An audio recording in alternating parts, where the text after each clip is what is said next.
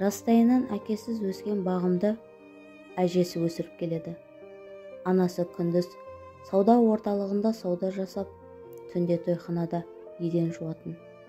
Өмірдің қиыншылығына жалғыз өзі төзуге уәде берген анасын ол кезде бағым түсінбейтін. Енесімен қыздарының барлық жағдайын жасаған Гүлнар жетімдер үйінде өскен еді. Ешқандай оқуға ниеті болмаған қыз тойханада даяшы боп жұмыс жасап, Нүркенмен аяқ астынан танысқан болатын. Нүркен басқалар секілді тойға келген. Абайсызда үстіне ыстық шай төгіп алған Гүлнар қайта-қайта кешірім сұрап, кішкене қолы қызарып күйсе де жігіт шыдап, ештеңе етпейді, бәрі жақсы деді. Өзі де Гүлнарды көргенде іштей әрбір қимылына тамсана қарап отқан.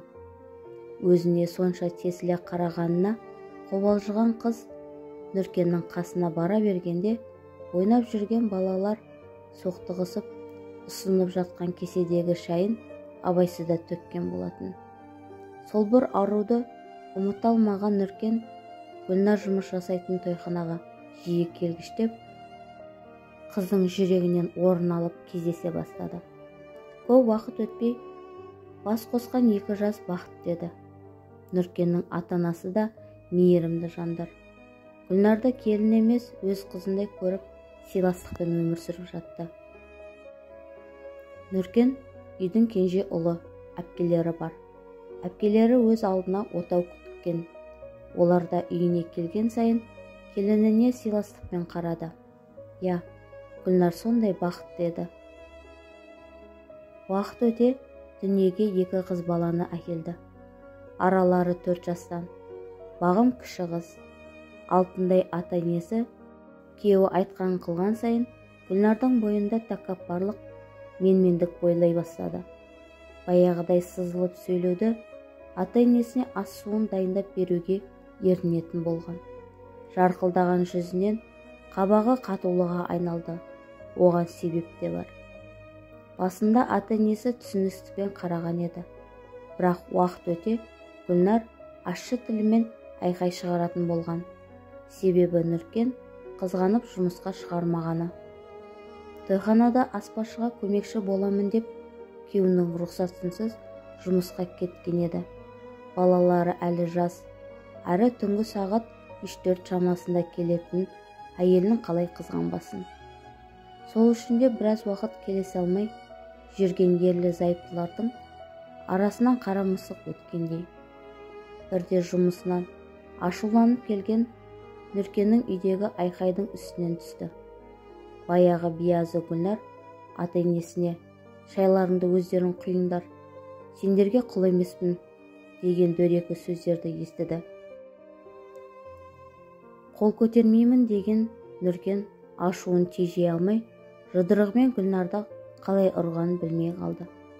Алғаш рет таяқ жеген Гүлнар бөлмесіне жүгіріп, сонан шықпай қалды. Екі жастың аралары суығандай, бір-біріне мүлдем сөйлемейтін болған. Солай біраз уақыт өтті. Сол бір шапалақтан соң қанша кешірім сұраса да Гүлнар жібімеді. Жуылықты сырттан іздеген Нүркен күйеуі қайтыс болған бір ұлымен қалған жесір әйелдің ыстық құшағына құлады. Көп уақыт өтпей Гүлнар Нүркеннің көңілдесін білді. Тағы да айқай шу. Бәріне өзі кінәлі екенін білсе де, күйеуінің сатқындығы деп Нүркенді жазғырды. Гүлнардың кетіп қалғысы келсе де, баратын жері жоқ. Тілін жұтып қойған секілді күндерін өткізуде. Абайсызда Нүркен көлік апатына түсіп, бел омыртқасы зақымданды. Бастапқыда біраз қаражат жиып, отаға түскен. Десе де шетелге барып, тағы ота жасалуы керек еді. Бірақ қаражат болмады. Осы уақытқа дейін бар ашуын ішіне жинаған Гүлнардың қайта тілі шығып, сол бір қызғаныш, сатқындық бәрін Нүркеннің бетіне баса, күйеуінің жігерін құм етті.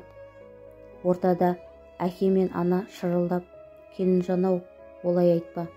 Пендеміз, пенде болғансын қателесеміз. Бұндай сөздерді естіген сайын Гүлнар ашулана. Енді мүгедек болып еді, маған күні түсті. Сылқым көңілдесінді мүмкін күтуші қылып жалдайсың, мысқылдай Нұркенге қарады. Өңейінен өтіп кеткен сөздері Нұркеннің намысына әбден тиді. Онсыз да күйзелісте жүрген жан өмір сүруге емес, өлуге бекенді.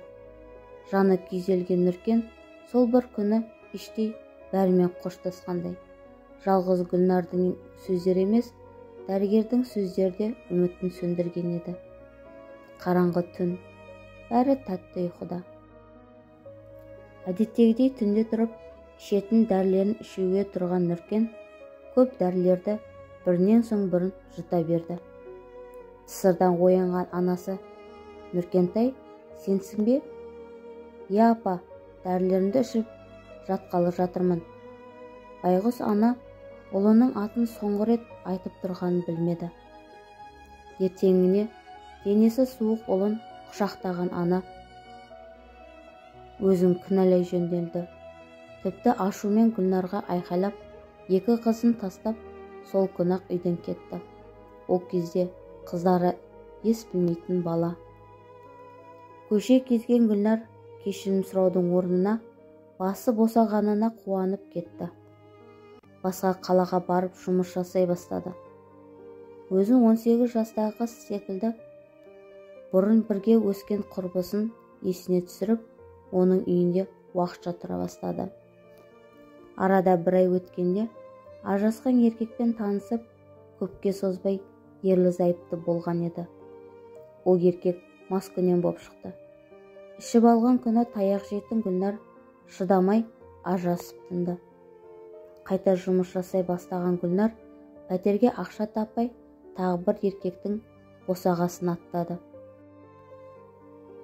Басында бәрі жақсы болғанымен, кейін енесі күн бермей, күйеуде бала тумадың деп ұрыс шығаратын. Бір ажырасып, қайта қосылып жүргенде арада 7 жыл зулап өте шықты. Қанша жерден бақытты боламын десе де, Нұркенде ешкім аялап сүймегенін, енесінде ешкім өбектеп еркелетпегенін енді ғана түсінген Гүлнардың өкініштен өзегі өртенердей. Бұрынғы тәкаппарлығын ысырып қойып, енесінен кешірім сұрауға әрі қыздарын көруге, Нұркеннің басына баруға дайындалды. Бұрынғы пәк сезіммен басталған отауы, сүйіспеншілікке толы күндері көз алдына келген Гүлнар ерексіз жылап үйдің сыртынан қарап тұрды. Сол кездерінің қадірін кеш ұққанына әбден налыды. Үйге ақырын аяқ басқан Гүлнарды екі қызы таңырқай қарсы алды. Ана бөлмеде әжесі ауырып жатқан еді. Енесін көріп жылап жіберген Гүлнар өткен ісі үшін жалына кешірім сұрады. Енесі де кең жүректі адам екен. Гүлнарды кешіріп, бірге тұруын өтінді. Солай Гүлнардың жолы болды. Нұркен қайтқалы әкесі де жиі ауырып, 4-5 жыл төсек тартып, бұл өмірмен қош айтысқан еді. Жалғыз кемпір 2 немересін жәутеңдетпей өсіріп келеді. Десе де бір кездері келінін іздестіріп көрген. Отбасын құрғанын естіп, кері қайтқан болатын.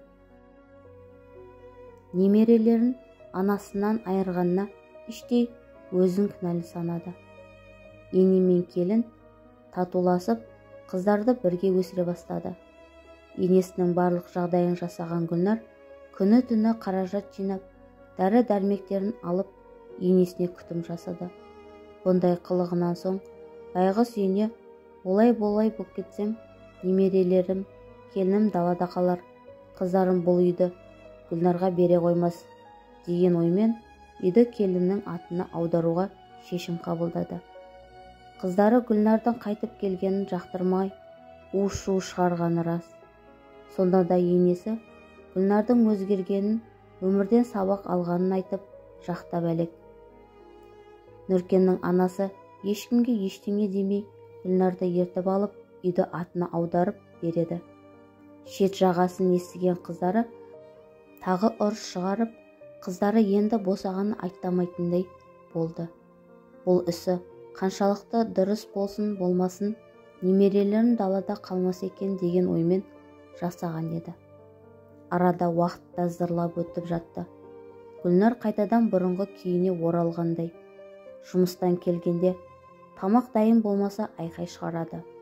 Ауру ене мен белі қатаймаған қыздары жүгіріп жүріп бәрін дайындап қоятын болған.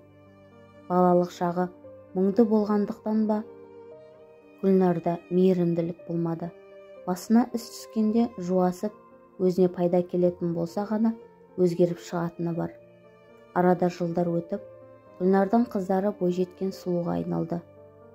Гүлнар бұл уақытта тұрақты жұмысқа орналасып алды. Азық-түлік сататын сауда орталығында уақытылы ақшасы мен күнделікті жейтін азықтарын алып тұрады. Сол жерден Тамара есімді күйеуі қайтыс болған әйелмен сырлас болып жақсы араласып кетті. Тамараның 2 ұлы, 3 қызы бар.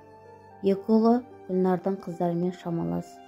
Бір-бірінің үйіне қонаққа барып, балалар да бір-бірімен жақын араласа бастады. Кейіннен Тамара үй алатын болып, Гүлнардың үйіне жақындау көшеде үй алған болатын. Балалар да туыс секілді жақсы араласып, тіпті Бағым мен Жәнібек Тамараның 2-ші ұлы.